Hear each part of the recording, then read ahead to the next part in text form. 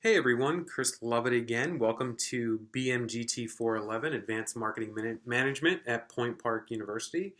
Online at a different location today at my office. Thought I'd change up the background a little bit so you didn't get bored of looking at my kitchen. But we're now in week 4 of an 8-week course, so we are halfway through the module. I want to talk to you a little bit about what comes next in Module 4. But let's do a little bit of a recap of where we've been through to date. So Module 1, we got a good introduction of marketing management. Module 2, we talked about the importance of using data to make decisions. Very important as a marketing manager. Module 3, you launched a new product and a new brand that appeals to hopefully what we're going to talk about today in Module 4. So Module 4 is all about crafting the brand positioning. So you really can't position a product until you have a product, which is why I wanted to make sure you had that product designed in Module 3. So a little bit about the required reading. So Chapter 6 is identifying segments, targeting, and positioning. So STP, very important part of marketing management. This is where you really figure out who you want to focus your efforts are on as a customer. Like, who are your customers that you want to target? Chapter 7 is about crafting the brand positioning. So crafting the brand positioning is, it can be done by one simple statement. It's often so simple that marketers don't do it enough. So positioning statement example that I want you to remember and do for your own brand or product is for target audience, that's who you want to talk to. Brand name, that's who your brand is the frame of reference. So this is the category that your brand competes in that delivers what is your benefit or point of difference. So pretty easy statement. It's in the notes for Chapter 7, but I want you to remember it.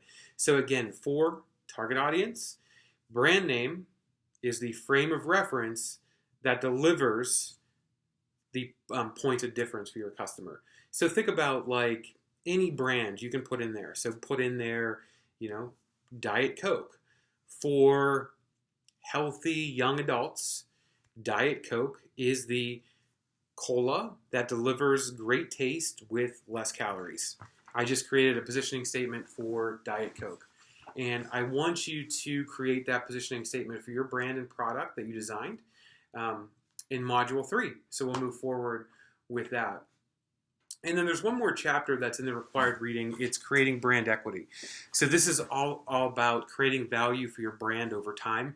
If you think about a company like Apple, and they're now worth, billions and billions of dollars, it's because they've created that brand equity over time.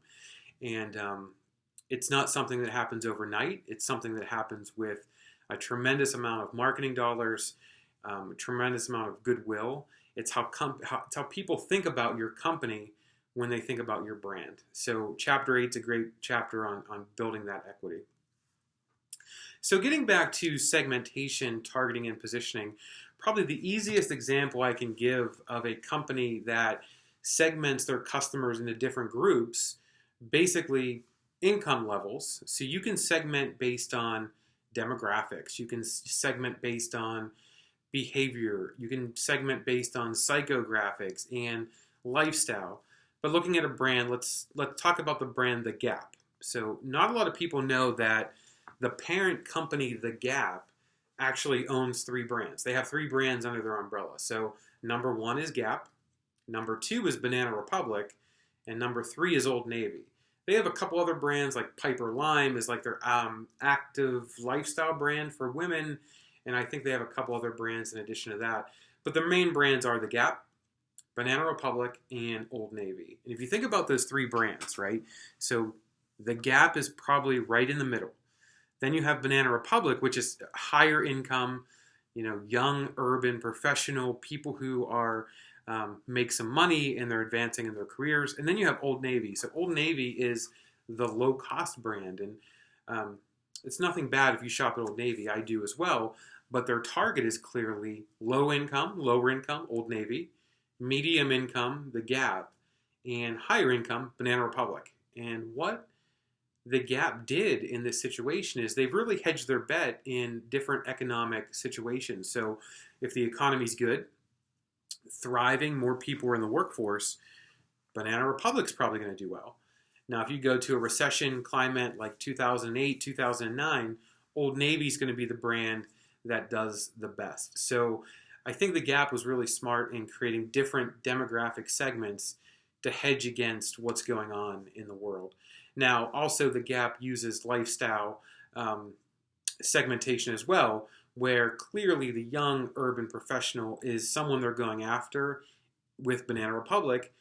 Young family, people with young kids, Old Navy is the target market there. So Chapter 7 talks about, the different ways you can segment your groups, and I want you to think about your target market. Which method are you going to use? Are you going to use demographic segmentation? Are you going to use psychographic segmentation? Or are you going to use behavioral? Chapter 7 goes into detail about all of that. Another brand that you may think of that does things differently that I'm thinking of is Subaru. So if you think about Subaru, they're really targeting not on age or income, they're targeting on lifestyle. So if you see the Subaru commercial, most of their commercials are about the outdoor lifestyle. People that like to live outdoors and go hiking and mountain biking. And if you've ever noticed someone who has a Subaru, most likely it's not clean, it's dirty. These people live life. So unlike the Gap and Banana Republic, Subaru uses more of lifestyle targeting to target their customers. So looking at your assignment for this week, I am going to ask you to think about the product that you designed in Module 3. And now I'm going to ask you to get very crisp on who your segment is that you want to target. And then once you get clear on who that segment is, how are you going to position your product, your brand, to meet the needs of that segment? How are you going to provide that segment value? That's where your positioning statement comes in, and that's where you're going to build your brand and take it to the next level. For your discussion, I want you to take a look at one particular segment that's a very hot topic among marketers. It's millennials. You may have heard millennials. Marketers are trying to figure out this age group because it's now the biggest demographic in America, and it has the highest spending power behind baby boomers, right? So millennials, a lot of them, they have money.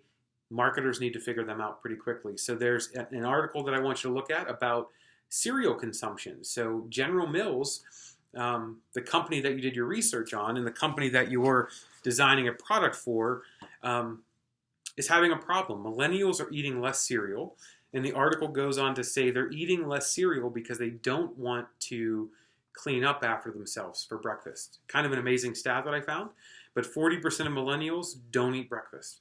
And if you're a company like General Mills, you need to figure that out because your sales in future rely on millennials eating breakfast. The other article that's included is an article from Kellogg's, who is a Special K competitor, and they have recently announced, as of June 2016, that they're launching a cereal concept store in Times Square. So, sounds kind of silly to me, but a place where you can get authentic Kellogg cereals and toppings in a restaurant in Times Square. Is it going to work? Will it? I don't know, but that's what I want you to answer in our Module 4 discussion. So good job halfway through the course. I look forward to talking to you again in Module 5. Thanks, everyone.